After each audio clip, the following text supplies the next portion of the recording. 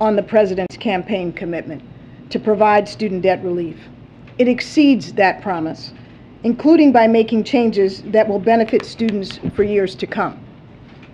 First, the administration is extending the current pause on student loan repayments one final time until December 31st of this year. Second, the Department of Education is providing up to $20,000 in debt cancellation to Pell Grant recipients with loans held by the Department of Education, and $10,000 in debt cancellation to non-Pell Grant recipients. This relief is targeted. It will only go to borrowers whose income is less than $125,000 for an individual or $250,000 for a household, meaning that the relief will go to those who need it most.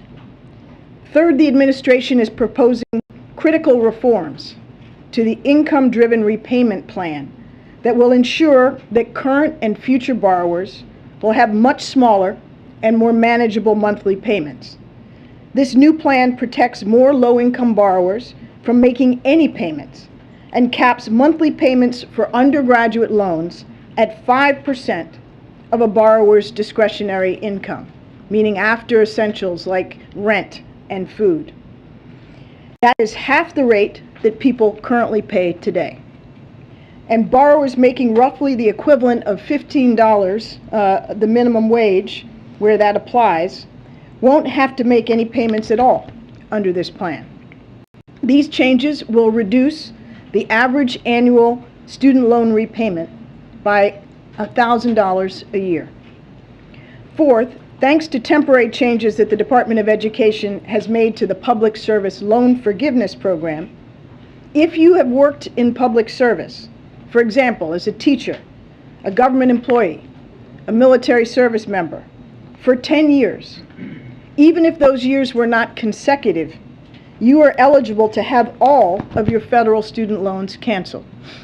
The Department of Education is working to make these changes permanent. But in the meantime, more than 175,000 people just in the last year have taken advantage of these temporary changes and have had more than $10 billion in loans forgiven. So my message to everybody today is, if you currently or previously have worked in public service, go now to pslf.gov to take advantage of this program, but you must do so before October 31st. Finally, the Department of Education is announcing new actions to hold accountable colleges that have contributed to the student debt crisis, including by publishing an annual watch list of the programs with the worst debt levels in the country and requesting improvement plans from the worst actors. These actions build on steps the President has already taken to reduce the need to borrow, including by signing the largest increase to the maximum Pell Grant in over a decade and providing nearly $40 billion to colleges and universities through the American Rescue Plan, much of which was used for emergency student financial aid. The President will continue fighting to double the maximum Pell Grant and to make community colleges universally free. This is, as I said, a comprehensive plan that will provide meaningful relief to millions of Americans, both now and in the future. Targeting this relief to those who need it the most means that 90% of the relief dollars will go to those individuals earning less than $75,000 a year. And no individual or couple in the top 5% of incomes in the United States will receive a penny of relief. Of the 43 million eligible borrowers, more than 60%, or 27 million individuals, are Pell Grant recipients who are eligible to receive up to $20,000 in debt cancellation, over 60%. Among Black borrowers, for example, 71% receive Pell Grants. So today's announcement will have a significant impact on people who have been disproportionately impacted by student debt. Nearly 2/3 of individuals all debtors will have half or more of their total debt wiped out, including the 20 million borrowers who will have their debt completely eliminated. That's 45% of the total. 20 million borrowers will have their debt completely eliminated. 2/3 will have half or more eliminated. The actions we are announcing today are going to be good for our economy. We are on track to cut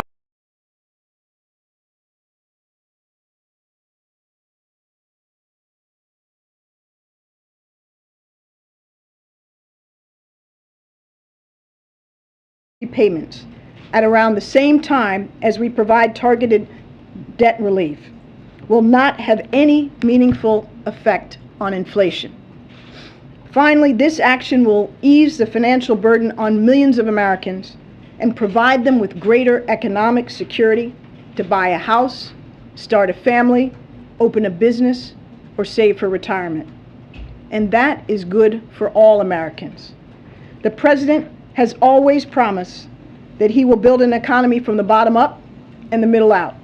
Today's announcement is just one more step we're taking to make that a reality. Thank you. Okay. Right now. Come on. All right, so we have about 15 minutes, as I just stated. April, go ahead. Ambassador Rice, I have 3 questions, if you will. One, what made the president move off of that 10,000 he was so adamant on to 20,000, as Chuck Schumer and the rest on Capitol Hill, Elizabeth Warren, Ayanna Pressley were calling for 50,000. Also, when it comes to Pell Grants, your mother was known as the mother of the Pell Grant system. President Biden just said himself that 80% of the monies helped students, and now that money's is dropped down to 30% when it comes to Pell Grants. Are you doing anything to bolster the Pell Grant system as you're trying to relieve this student loan debt? And lastly, Whoa. Why don't we take one at a time, okay? All right, first of all, let's talk about the Pell Grant. Pell Grant is 50 years old this year. When the Pell Grant was established, it covered 80% of the cost of a 4-year public institution. Today, it's now 30%. That's because costs of college have gone up and the relative size of the Pell Grant has gone down. The President has been very clear from the campaign forward that he aims to double the maximum size of the Pell Grant to around $13,000 from its current level around $6,500. He has in his budget requests asked for incremental increases to get to that doubling, and his FY23 budget request does that as well. In the FY22 appropriation enacted, $400 was added to the maximum size of the Pell Grant, which, as I said in my remarks, is the largest increase in a decade. With respect to the President's posture on this, he's been clear from the campaign that he was prepared to relieve up to $10,000 in broad-based cancellation. He has listened and consulted and studied in partnership with the Department of Education, which obviously has the lead on this, as to what is the best approach. And after all of that consultation, the Secretary of Education made the determination that the best way to benefit those who need it most, consistent with the President's campaign proposal, but actually more advantageous for those in the lower income part of the spectrum, those who have been most harmed, would be to have the $20,000 of relief for those who are Pell Grant recipients below the income threshold, in addition to $10,000 for those also below the income threshold who are not Pell Grant recipients. And then my last question. Friday there is a meeting, we understand, with the President and civil rights leaders on all-encompassing to include this. Could you talk about that meeting by any chance? No, I can't preview a meeting that hasn't So it is happened. though. I can't confirm that. Okay, that's Cecilia. Madam Ambassador, I have a couple of questions for you. One, I want to get your general response to this overwhelming chorus of critics, Republicans right now, who say this is unfair, that there are people who decided to not go to college because they couldn't pay for it. There are people who decided to join the armed forces in lieu of going to college because they couldn't pay for it. And this leaves them behind. Is there inaccuracy in any of that? Yes, there is an accuracy, but there's also a double standard. And this is a debate we are happy to have. First of all, Republicans didn't complain when certain small businesses during the pandemic got extraordinary financial relief and without having to pay back those loans. But when some businesses needed it and other businesses didn't need it. This is the same principle. We have a country where we all benefit, where the middle and working class are doing well. This relief will be targeted to those who need it most. As I said, 90% of those who will benefit earn less than $75,000 a year. So this is not a giveaway to rich people. This is not any of the things that Republican critics have charged. Yes, those who have paid their loans back deserve to be credited. That's fantastic. That's to their credit. But that doesn't mean that those who are, for whatever reason, unable to pay back their loans, like, 1/3 of people have debt and no college degree. That doesn't mean that because some were able to do so, nobody should help those who weren't. By that logic, we wouldn't help anybody in this country. How much will this cost? How much will Americans have to pay on this price tag overall? Well, that remains to be determined, and it will be a function of what percentage of eligible borrowers actually take up this opportunity. 300 million? We'll see when they take up the opportunity. We'll be able to give you a much better sense But are of those that. numbers ballpark at this point? I think it depends on the numbers. Like, unfortunately, and we're here to encourage as many people to take it up as possible. If 43 million borrowers take it up, that'll be different than if 50% of those 43 million take it up. If it is 43 million, if I could just follow on, if the full number of eligible borrowers do take advantage of the program, what would the cost be? I can't give you that off the top of my head. Wait. I thought you were running this. I know. She slipped in on me. You're right, Ambassador. Go ahead in the back. Go ahead. Yeah, thank you. Can you talk about sort of the timeline here from sort of when this now becomes available to borrowers and sort of how long they may have, and I guess the sort, because I know the president talked about you have to apply for this. This isn't going to be automatic, right? So I mean, people may not even know necessarily if they're eligible, right? Okay, so this is a great question. Thank you for asking. First of all, anybody can go today to studentaid.gov and provide their email address, and they will be notified when the website is available for people to fill out a very simple short form attesting to their income and become eligible. Having said that as well, down the road, it is likely that as many as 8 million Americans are automatically eligible because the Department of Education already has their income information because they filled out a financial aid form, for example. So we estimate that there'll be some 20% roughly who will get automatic relief because they qualify, and we know they qualify and can verify that. Then subsequently over the coming weeks, but in advance of the pause expiring one final time, there will be the capacity for people to go to a Department of Education website and do the quick short form attestation and become eligible. Go ahead, Mike. Thank you. Just a couple of quick technical questions. Can you talk a little bit about the legal authority on which this program is based? And is there a worry that colleges will not now be incentivized to simply raise tuition rates, since they know, both because of the cancellation but also because of the reduction in the maximum payment that people will have to pay going forward, that should provide a buffer for colleges to just raise tuition because they know that more students will be able to afford the higher cost because the maximum will be capped. And just one last thing is... Wait a minute. Wait. Hold up. Give me... See, now you've already made me forget the first one. The first one was the legal authority. Okay. Congress gave the Secretary of Education and the HEROES Act the authority to do this. And I'll refer you to the Department of Education and their general counsel for the details.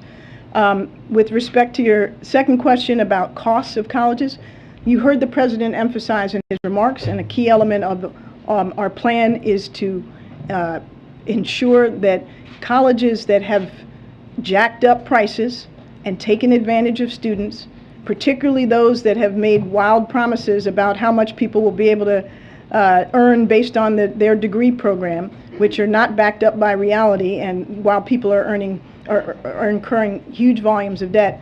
That is something the Department of Education has already cracked down on and is going to continue to crack down on. There's also the reality that the American Rescue Plan provided both in state and local funds, as well as in funds targeted to higher education, significant dollars that can and should be used to make sure that public institutions don't increase their tuition and expenses greater than the rate of inflation. And the Department of Education is going to be vigilant.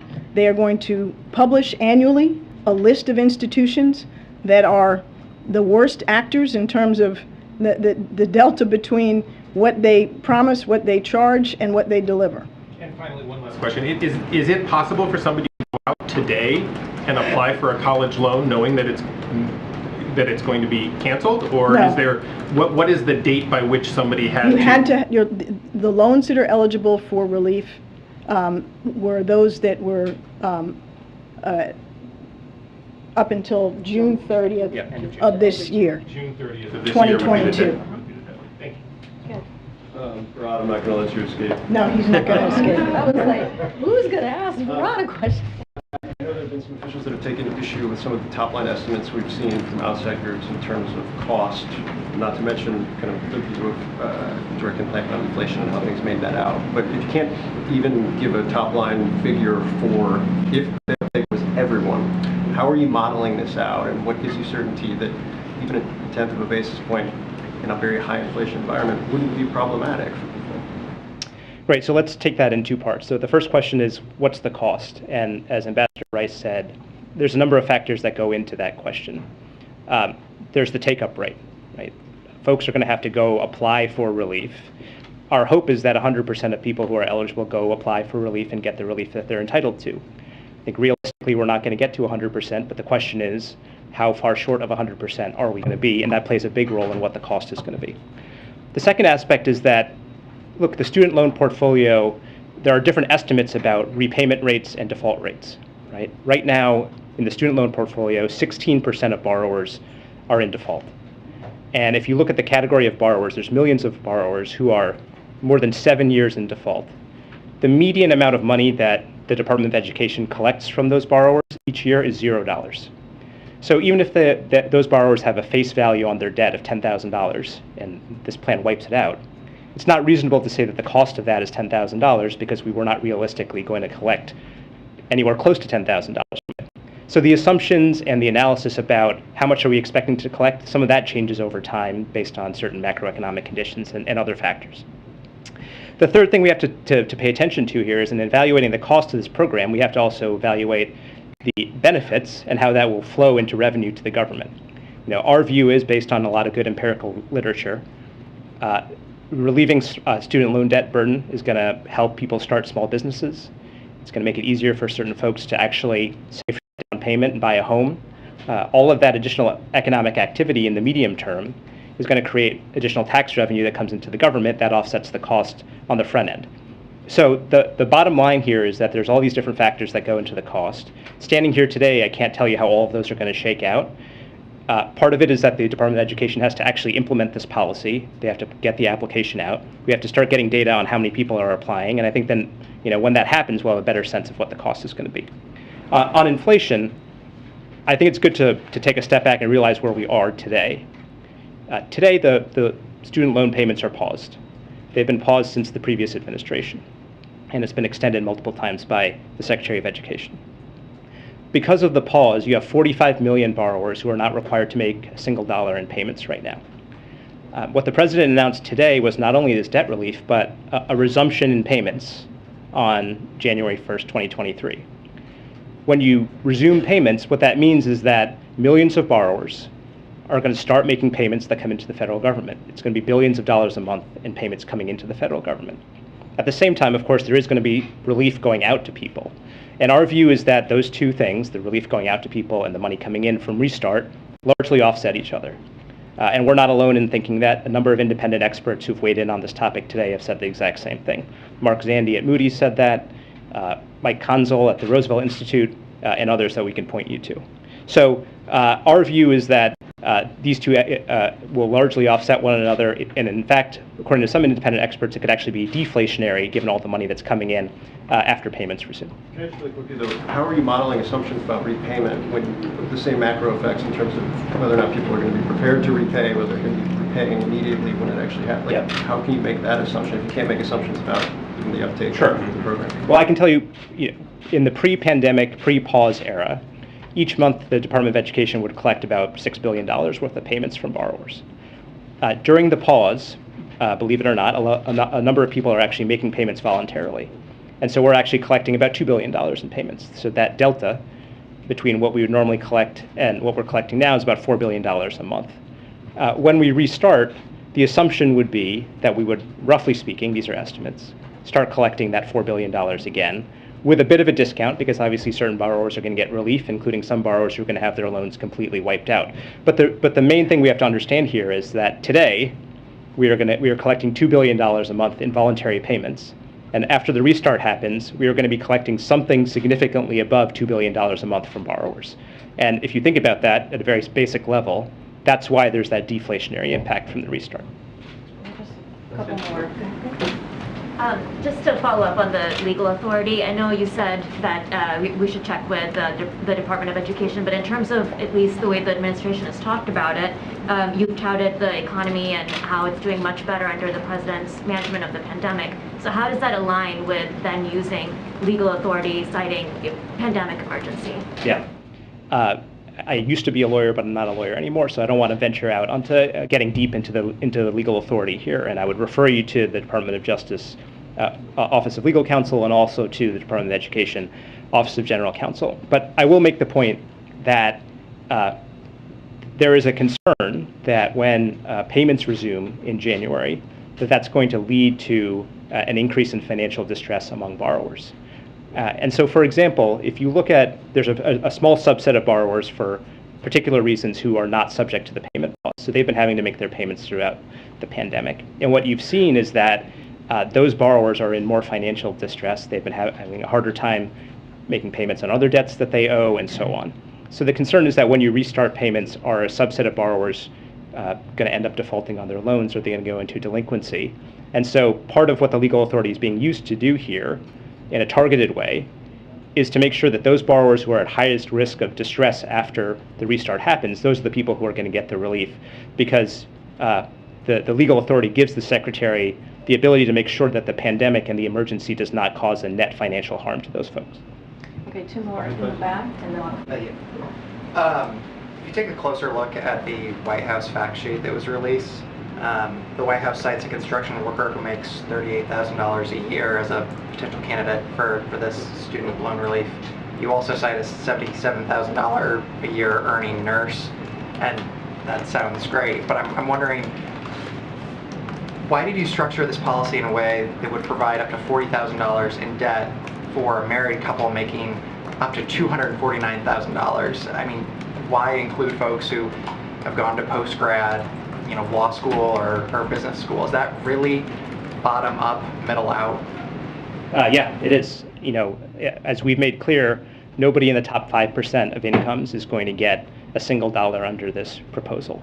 And actually, we have very good data showing that folks even making in that range that we talked about, near the top of the income cutoff, are much more likely to be experiencing distress after repayment starts. There's good data on it. And look, again, as Ambassador Rice said, we welcome having this debate. If you look at this chart, you can see that 87% of the dollars overall are going to people making under $75,000 a year. And $0 are going to anybody making over $125,000 in individual income. And just because I've seen some criticism from Republicans on this today, it's instructive to compare that to what the Republican tax bill did in 2017. It's basically the reverse. 15% of the benefits went to people making under $75,000 a year, and 85% went to people making over $75,000 a year. And if you zoom in even more on that, people making over $250,000 a year got nearly half of the benefits of the GOP tax bill and are getting $0 under our bill. So we think that this is a classic example of what the president talks about in middle-up economics. It's going to families that really need it, and the vast majority of it is going to people making under $75,000 a year. Thanks, sir. Last question. Go ahead. So my question is, how did the administration come up with the $20,000 and $10,000 relief number? Was there some kind of calculation into what would be inflationary and what is actually going to make an impact? Yeah. Look, in terms of the Secretary's decision and the President's decision on this, there's a number of factors that go into it. The President's goal was to do something that he thought was fair, responsible, and consistent with his commitment to fiscal responsibility. And the conclusion was that following through on his campaign commitment, doing $10,000 for most borrowers, and then adding this additional $10,000 for Pell recipients, which it should be noted, a couple of facts about Pell recipients. Almost all of them come from families that make under $60,000 a year. Half of them came from families that made under $30,000 a year. And targeting additional money to people who got Pell grants also reflects the fact that when it comes to repaying your debt, part of what matters is your current income. But a big part of it too is how much wealth do you have? What assets can you rely upon? You know, a lot of borrowers can rely upon family wealth to help make some of those payments, especially as they're starting out. Pell Grant recipients, because they come from families with lower wealth, can't rely on that family wealth as much. In fact, some of them, many of them, are actually helping members of their family pay their other debts. So we thought this was a fair and equitable thing to do. It was fiscally responsible, and the combination of those factors is why we arrived at this ultimate outcome. Thank you. Thanks, guys.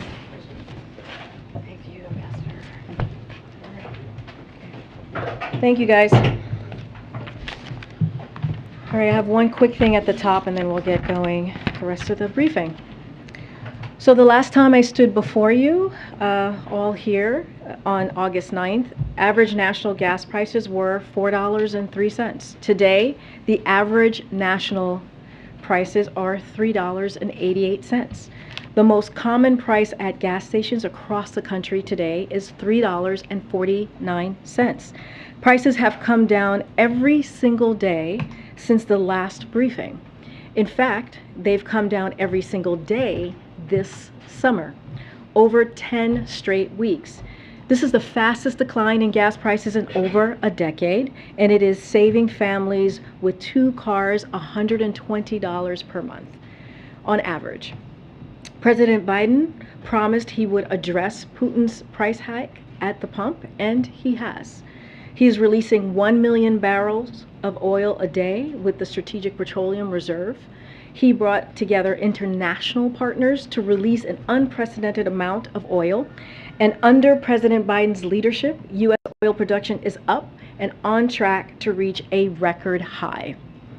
The president will continue to call on domestic and international oil producers and refiners to increase output so that prices can continue to come down. With that, go ahead, Omar. Thank you. I just wanted to follow up on something that came up in Kirby's gaggle this morning. He said that you have no damage assessment within the NSC going underway regarding the documents that were found in the FBI search at Mar-a-Lago. And I guess my question is, why? From my understanding, there is an intelligence directive that calls for there to be a damage assessment to be conducted when there's an actual or suspected breach of classified information. I understand not wanting to get involved in the Justice Department's investigation, but why isn't the administration assessing what potential damage may have come from these documents? Look, I'm just going to reiterate what you heard from my colleague. We're just not going to comment on any of the contents of the ongoing independent Justice Department investigation. Again, and you have heard this from me, you've heard this from others. When it comes to that, we would refer you to the Department of Justice on that. I'm respectfully, I would just I'm not asking you to comment on the Justice Department's investigation.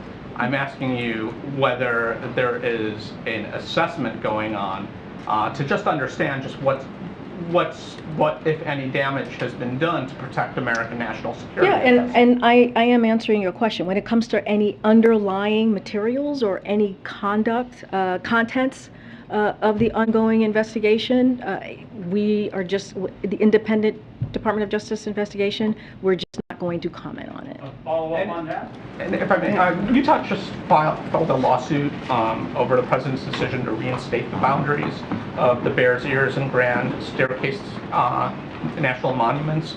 So does the administration have any reaction to this lawsuit? No, I'm not going to comment on the lawsuit from here. Okay. Does the Biden White House believe it's ethical to raid the home of the top political opponent? I just wanted to ask about the airstrikes ordered by the president against Iranian-backed groups in Syria yesterday, and what impact, if any, that would have on Iranian nuclear negotiations. Yeah, so the Syria, as you heard from SITCOM today, these strikes were a direct response to attacks on ongoing threats against U.S. forces. So we do not seek escalation, as you heard from SITCOM, but we remain prepared to respond to any ongoing threat. So I just want to say that at the top. We took this action because the president determined it was in our national security interest to do so. He will continue to closely monitor the situation with his national security team. So that is something that we're going to continue to do. As it relates to the JCPOA, to your question, the president said this, that his pledge to prevent Iran from acquiring a nuclear weapon, he wants to prevent that. That has been his pledge from the beginning. A nuclear-armed Iran would serve as an even greater threat to U.S. forces, friends, and allies in the region. The president will use whatever means are necessary to prevent Iran from acquiring a nuclear weapon. The preferred course, of course, you've heard us say this from this podium many times, you've heard us say this, the president say this, is diplomacy. But it remains to be seen whether a deal is actually achievable. But that's what we're going to work towards, a diplomacy effort. Whether or not there is a deal, the president's commitment to protect U.S. personnel and confront Iran's activities that jeopardize our people or our friends in the region is unwavering. And the nuclear deal has nothing to do with our readiness and ability to defend our people and our interests. And that's going to be the president's primary focus. A quick one on Ukraine. The most recently announced weapons package, I understand that those weapons have to be built. They're not in a stockpile already. What is the range, therefore, in kind of estimated time they could actually be delivered to Ukraine? No, it's a great question. I think what you saw us announce, the $3 billion for folks who are not tracking, which a new package, which is the largest one at once trench that we've announced from this administration. Have announced approximately $13.6 billion, just to give a little bit of context there, of security assistance for Ukraine since the beginning of this administration back in January of 2021, an unprecedented amount that is roughly 3 times what Ukraine's annual military budget is. But to your point, this is through the Ukrainian security assistance. This announcement represents the beginning of a contracting process through which DoD will acquire additional capabilities to provide to Ukraine's armed forces. This is different than the presidential drawdown authorities that you've heard us announce. So it means that some of this acquiring Ukraine will take some time, to your point. I don't have a specific timeline for this. I would refer you to the Department of Defense. But this announcement is part of our efforts to ensure Ukraine's military can continue to defend its people and also defend its freedom and defend its right to be a sovereign country. Federal judge today blocked the administration's ability to enforce guidance related to emergency services abortion where it was in states where it's banned or restricted. I think we've got 3 more states that are adding new restrictions, new trigger laws at some point this week. When you look around at the environment right now, where is the administration in terms of potentially new actions or what the president is thinking as this continues to progress? As you know, the president has taken some bold actions since Dobbs' decision was made back in June 24th, I believe, so just a couple months ago. And you know, we've been very clear as you look at what happened last night in Texas. Republicans legislators are working to roll back the freedoms of Americans that they relied on for a half a century, and it's more and more clear that this is against the will of majority of Americans. And we cannot forget that. Women across the country are making their voices heard. They're making their voices really loud and clear to reclaim the rights that were taken from them by the Supreme Court. And so here's the thing that we're doing, what the president is doing, and what congressional Democrats are doing is listening to women, to majority of Americans, and we're committed to restoring protections of Roe. But again, what we're seeing from the other side is extreme. It is ultra MAGA, as you've heard the president say. It is including banning abortion in cases of rape, incest, and the health of the mother. That is what is happening here when you look at these pieces of legislation just across the country. And as I mentioned last night, Texas District Court affirmed that medical providers can deny life-saving and health-preserving care for women even if they are suffering from hemorrhaging or life-threatening hypertension. That is what we're seeing. And tomorrow, 5 new abortion bans go into effect in Idaho, North Dakota, Oklahoma, Tennessee, and Texas that will criminalize abortion, in some cases without exceptions for rape or incest. Texas's law is extreme, that it seeks to punish health care providers with life in prison. That's what they're talking about, punishing health care providers with life in prison. So Americans need to know that these are our fundamental rights that were taken away from us by this Dobbs decision, including the right to contraception and marriage equality, are at risk. Let's not forget what we heard from Judge Thomas when that decision was put down, was announced. That's why people across the country need to make sure that their voices are being heard, and that's what we're going to continue to do. That's what the president is going to do along with congressional Democrats. Okay. Thank you. On student loans, one of my colleagues asked if these measures are likely to raise prices because it makes it easier for some students who are maybe more willing to take on debt if they know they're only going to have to pay a minimum amount or if it's going to be forgiven. And Ambassador Rice said that's something the Department of Education is going to be on the lookout for. So I'm wondering if that's a tacit acknowledgement that yes, these policies could cause tuition rates to rise in the near future even further than they already have. Look, this is something that Ambassador Rice talked about, as you just stated. She was asked this question a couple of times, and she said we have to see, right? We have to see. This is something that the Department of Education is going to look into, in particular with when you talk about colleges potentially raising prices. That's something that the Department of Education is looking at and is going to crack down on. But it seems like it's something you're preparing for, right? Well, I mean, look, this is something that the Department of Education is aware of. This is something that we're monitoring, but it doesn't take away from what this means, from what the president announced today. This is going to help people making less than $125,000. That matters. This is going to help 90% of what the president announced, of this package that the president announced, is going to help Americans, middle-class Americans who are making less than $75,000 a year. This is giving those Americans a little bit of breathing room. Let's not forget what has happened the last couple of years. If you think about the pandemic, if you think about how people are still recovering from the pandemic, we're trying to make sure that people still have a little bit of breathing room, especially as the pause is going to be lifted, as the president announced, as you heard from the ambassador at the end of this year. So we want to make sure, again, that we are focused on the middle class, that we are focused on the economy, helping folks from the bottom up and the middle out. This has been part of the president's economic policy.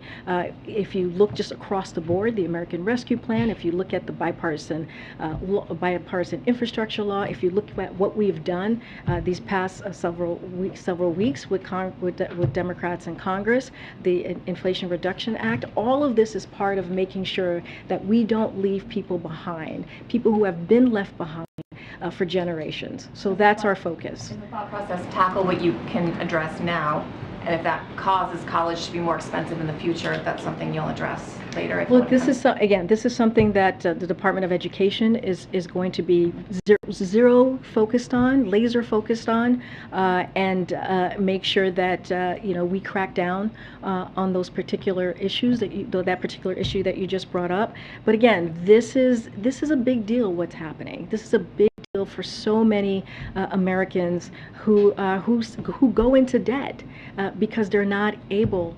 because they have to pay these loans. And so this, again, will give them a little bit more of a breathing room, which is something you hear from the president every time he talks about the economy and what his focus is on. Okay. On that note, though, I guess what prevents the cycle of debt from continuing, right? Because there will be students, no doubt, this coming year who are going to take on more loans. And I guess I'm still confused as to how the cycle of debt is really broken. I mean, when you think about, and this was in our fact sheets, which I think is really important to state, is how much relief this will provide to 43 million borrowers, including canceling full remaining balance for roughly 20 million borrowers. Like, that matters. That matters to borrowers and their family. Who are in high school right now going in, it's sort of like no solutions for them. Well, look, I think what you're talking about, the future. Is that what you're talking about?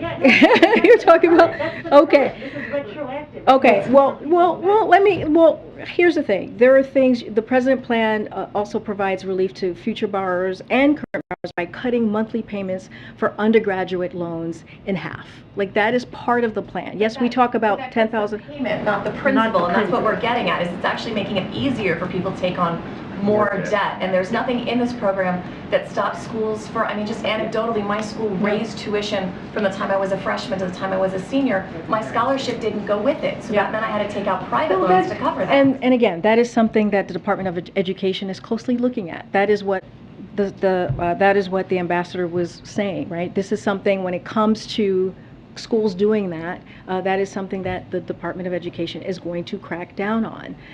So again, we'll refer you to them. That is clearly something that we are monitoring and is important as well. Make a very good point. It is not lost on us. Again, Department of Education, I'm just going to repeat what the ambassador said, is looking into that. They're monitoring that. They're going to crack down on that and have a plan to do that. And so that is in their wheelhouse to deal with that particular issue. One more question, which is, I do know that there have been concerns that the plan could be struck down in courts in some ways. This is even something that the centrist Democratic think tank Third Way came out saying. And my question is for you all, what preparation is there into thinking people will apply for this program and they could be stuck in some legal limbo? Well, look, and Ambassador Rice talked about this, that this is what the legal authority that we took is pretty much consistent with the HEROES Act, right, which is what she talked about, which authorizes the Secretary of Education to take certain actions. He believes they are necessary to ensure borrowers not placed in a worse position financially due to a national emergency like the COVID-19 pandemic. So that is the act, that is the legal authority that was given to the Secretary of Education to do this. We are confident in that legal authority, and any other further specific questions on that, I would refer you to the Department of Education. I haven't called on you, and then I'll come back to the thing. I just wanted to return real quick on the potential damage assessment related to the documents, and ask you, it sounds like you're not commenting, period. Is that right, or are you? I'm trying to figure out, like, if there's a possibility that there is an assessment going on, you're just not willing to say it, or is there no assessment going on? So I cannot comment on it at all. All I can say is, at this time, when it comes to these underlying materials, when it comes to the contents of the ongoing investigation, this is something that it is an independent investigation that the Department of Justice is doing, and I would refer you to them. But it would seem logical that the administration, for national security reasons, would want to assess whether that something was was breached, separate from an investigation into No, whether that was... no, I mean, I get your question. I hear it. I get your question. Amr just asked the same question. I think there might have been a follow-up after that.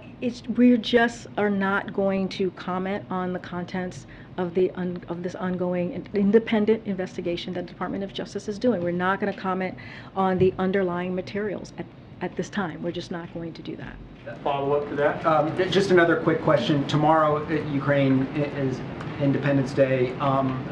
John Kirby said earlier that President Biden will be calling President Zelensky. Is there anything else that the administration is doing? Obviously, this comes right after the $3 billion in aid that you outlined, but I don't know if there's anything else that the administration is doing tomorrow. Well, the $3 billion of assistance that we announced, which is the largest one-time assistance that we've provided, I think shows our commitment, our long-term. This is a long-term commitment to Ukraine to continue to fight for their freedom.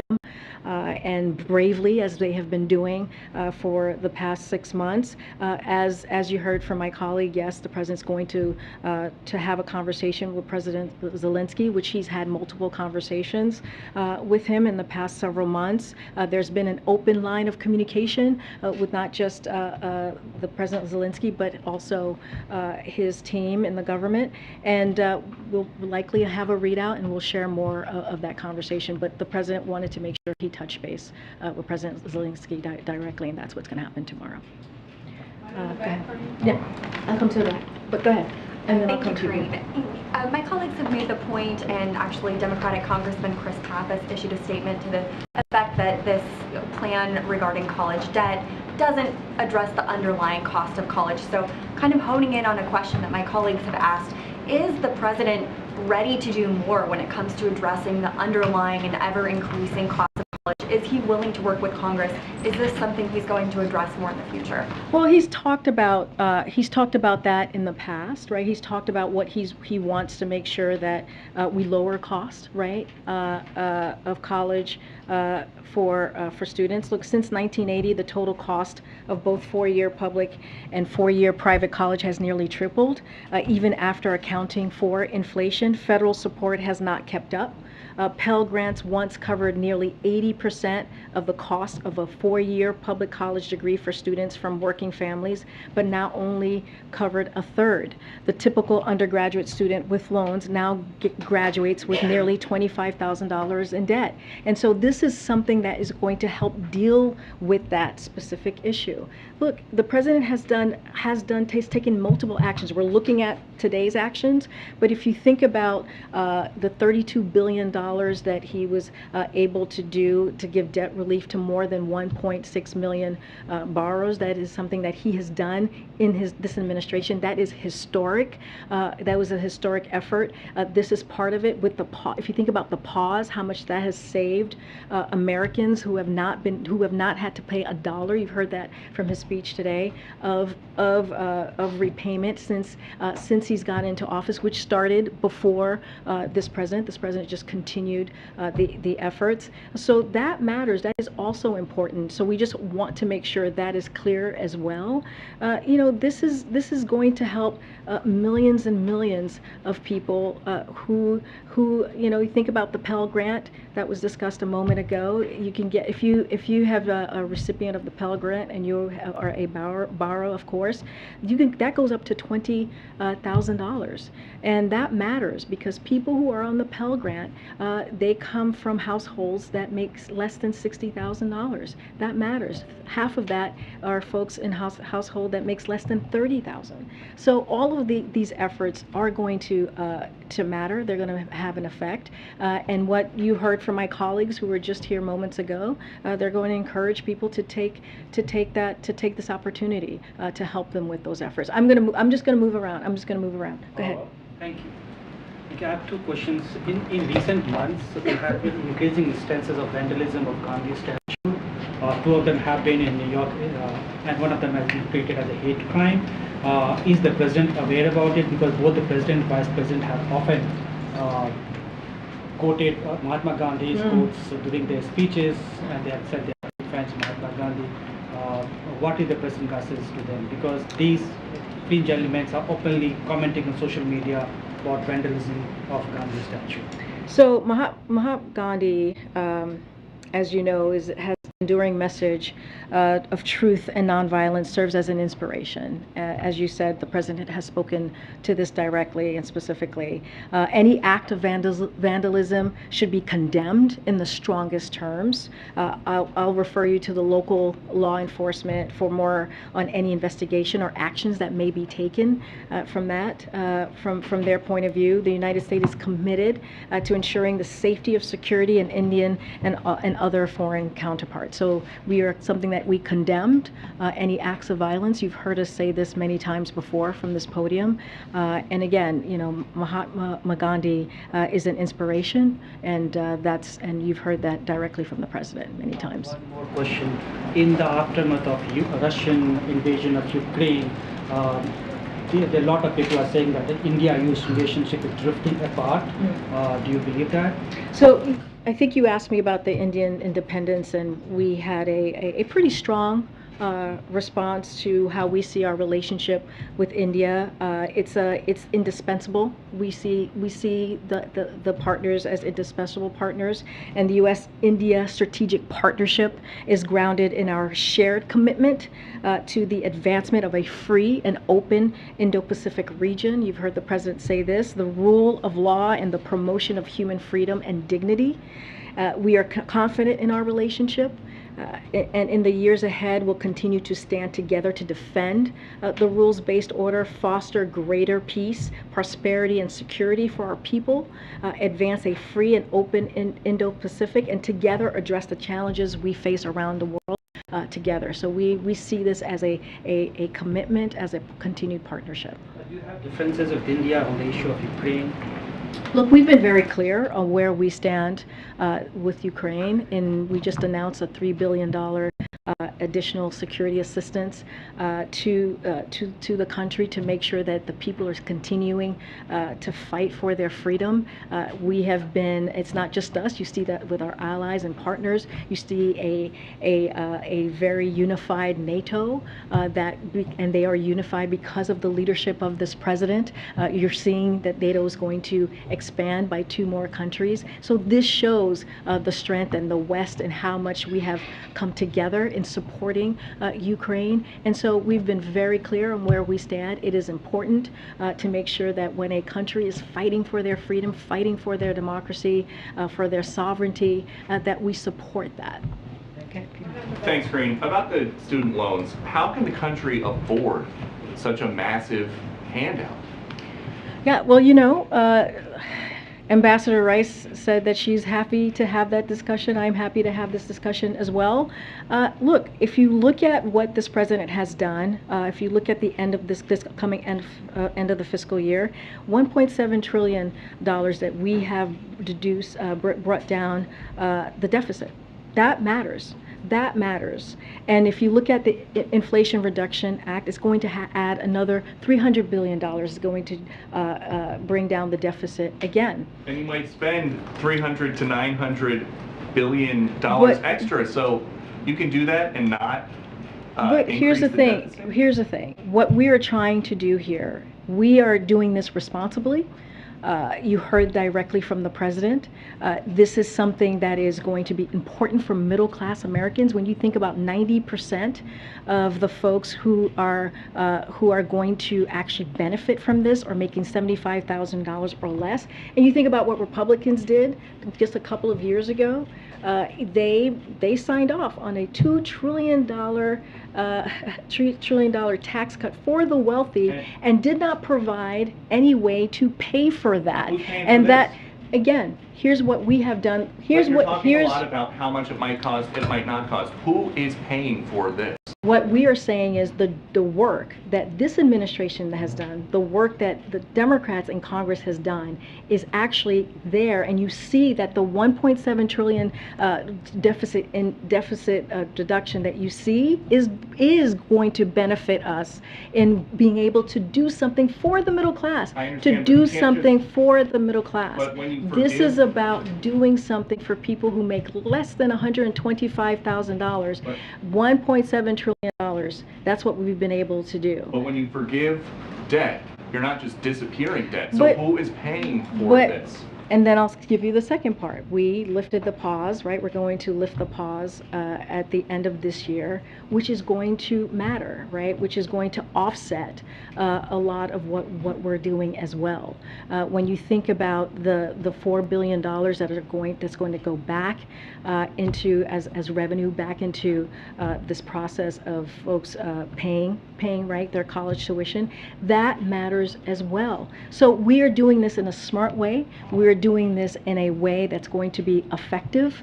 We're doing in this a way that keeps to the president's promise on giving people who need some breathing room, who need some breathing room. I just laid out for you. No, Peter, I just laid out for you how we're seeing this process and why this matters. Again, I just laid out because of the work that we have done in the economy, because of the American Rescue Plan, because of the Inflation Reduction Act, and because all of this work that this president has done has brought down our deficit by $1.7 trillion, unlike what Republicans did when they added to our deficit $2 trillion and did not care at all or thought about how this was going to be paid for.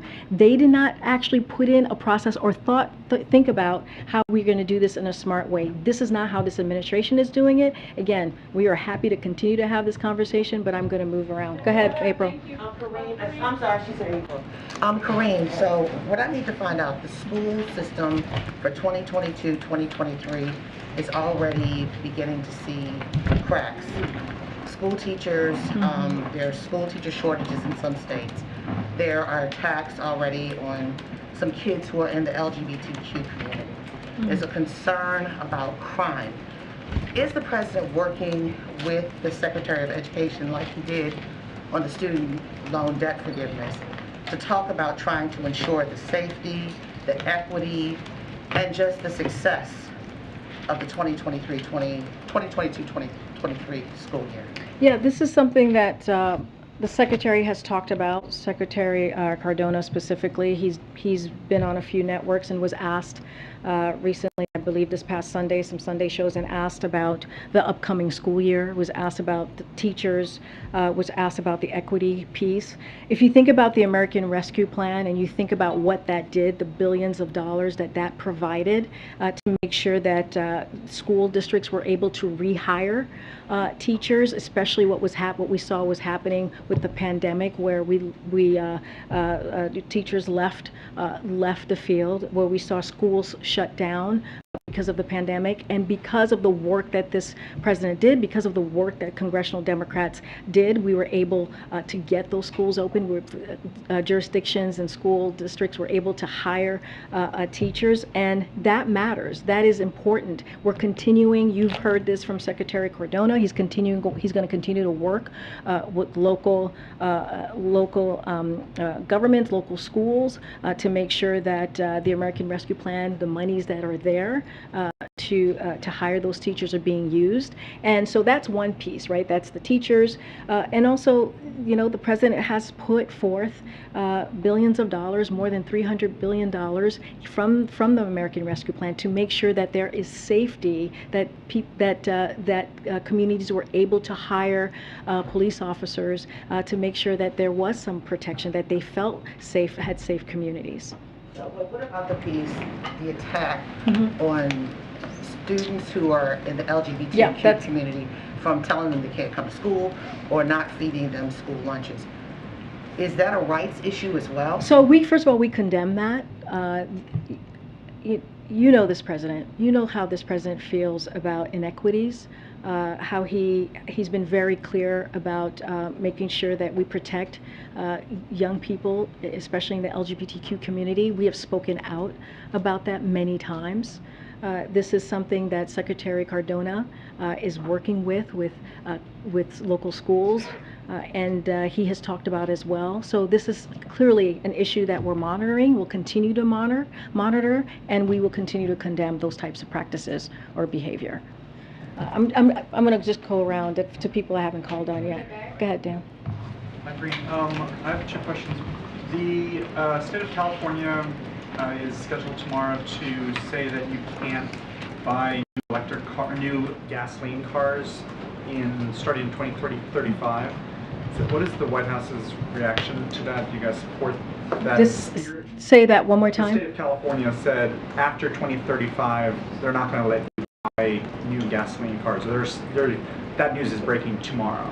Okay, so I have not seen that report, so I need to actually take a look, talk to our team, so we can provide you a more, a clear, a clear response. So I don't want to get ahead of what the team might say on that. What do you say to Jason Furman? He was the chairman of the Council of Economic Advisors during the Obama White House, and he tweeted today. He and Larry Summers were early, warning beacons on inflation last year. He tweeted, pouring roughly $500 billion of gasoline on the inflationary fire that is already burning is reckless.